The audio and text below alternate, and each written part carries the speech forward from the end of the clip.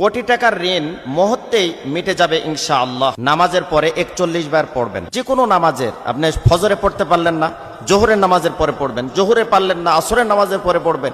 আসরে পারলেন না, মাগরিবের নামাজের পরে পড়বেন। মাগরিবে পারলেন না, এশার সালাতের পরে আপনি পড়বেন। যদি আপনি পড়তে পারেন 41 বার, আর মনের ভেতরে যদি আপনার সঠিক তামান্না এবং বিশ্বাস যদি থাকে, কোটি কোটি টাকার যদি আপনি ঋণের মধ্যে থাকেন, ইনশাআল্লাহ আল্লাহ পাক আপনাকে পরিত্রাণ দিবে। তো আল্লাহ পাক তো আমাকে আপনাকে হেফাজত করবে। আমরা তো ভুলের মধ্যে কেউ নয়।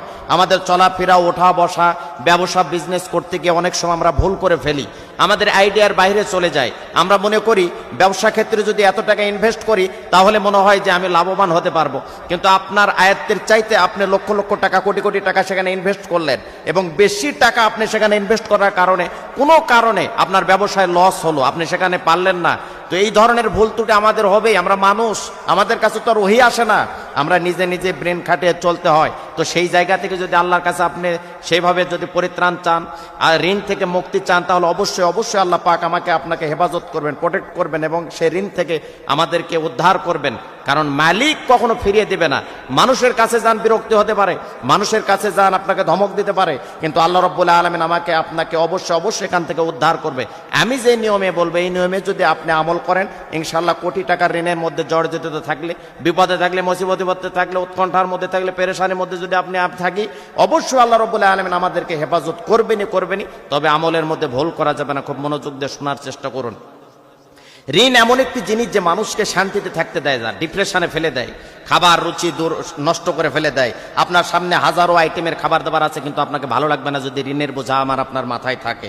এই জন্য খুব খেয়াল করে শোনার চেষ্টা করুন। ঋণ থাকলে মানুষের ঘুম কেড়ে নেয়, ঋণ থাকলে মানুষের শরীর নষ্ট হয়ে যায়, ঋণ থাকলে মানুষের চেহারার ভেতরে একটা কেমন জানি ছাপ তৈরি হয়ে যায়। এই জন্য আসুন, ঋণ খুব খারাপ জিনিস। এই আমল করার 1 সপ্তাহ পরেই ইনশাআল্লাহ 1 সপ্তাহের মধ্যে আপনি যথাযথ কাঙ্ক্ষিত ফলাফল পাবো। তবে ভুল করা যাবে না, খুব মনোযোগ দিয়ে শোনার চেষ্টা করবেন। ঋণ থেকে মুক্তির দোয়া। সোশ্যাল মিডিয়াতে আপনারা হাজারো হাজারো লক্ষ লক্ষ ভিডিও পেতে পারেন ঋণের বিষয়ে, কিন্তু আমি যে ঋণের কথা বলবো এটা একমাত্র কোরআন থেকে নেওয়া, কোরআনের আয়াত থেকে নেওয়া। কোরআনে আমল কত পাওয়ারফুল আমল তাহলে হতে পারে, আপনি বিশ্বাস করেন, আপনি চিন্তা করেন যে আমলটা কত পাওয়ারফুল হতে পারে। আপনি যদি সুন্দর আপনি বিশ্বাস নিয়ে আমল করতে পারেন, ইনশাআল্লাহ ঋণের বোঝা থেকে আমরা অবশ্যই মুক্তি পাব।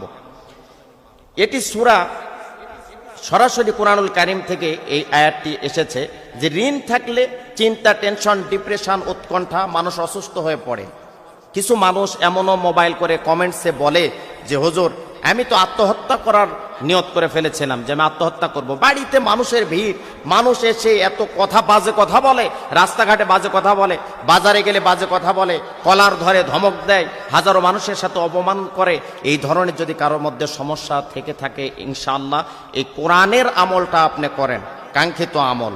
পৃথিবীর মধ্যে একটা নির্ভেজাল, ফরমানিল মুক্ত একটি কিতাব কোরআনুল কারীম, সেখান থেকে আমি প্রেসক্রিপশন করছি, সেখান থেকে চিকিৎসা দিচ্ছি। ইনশাআল্লাহ আমল করলে যথাযথ আপনি কাঙ্ক্ষিত ফলাফল পাবো। এশার নামাজের পরে করলে আমলটা বেশি ভালো হয়। যদি কোনো কারণে এশার নামাজের পরে না পারেন, তাহলে অবশ্যই আপনি অন্য নামাজের পরে করবেন। দোয়াটি হচ্ছে, এই আয়াতটি হচ্ছে, আল্লাহু নূরুস সামাওয়াতি ওয়াল আরদ, আল্লাহু নূরুস সামাওয়াতি ওয়াল আরদ। এটা এশার নামাজের পরে 41 বার পড়বেন, আর মনে মনে বিনয়ের সাথে, নম্রতার সাথে আল্লাহর কাছে বলবেন যে মালিক, আমাকে অবশ্যই ঋণমুক্ত করো, তুমি আমার সম্মান ইজ্জত রক্ষা করো, মানুষের সামনে বেয়াজ্জিত করো না, লাঞ্ছিত করো না, অপমানিত করো না। যদি কাঙ্ক্ষিতভাবে আপনি নত হয়ে নম্রভাবে আপনি বিনয়ের সাথে মালিককে মেসেজ দিতে পারেন, ইনশাআল্লাহ কোটি টাকার ঋণ থাকলেও মুহূর্তের মধ্যে আপনি ঋণ থেকে মুক্তি পাবেন।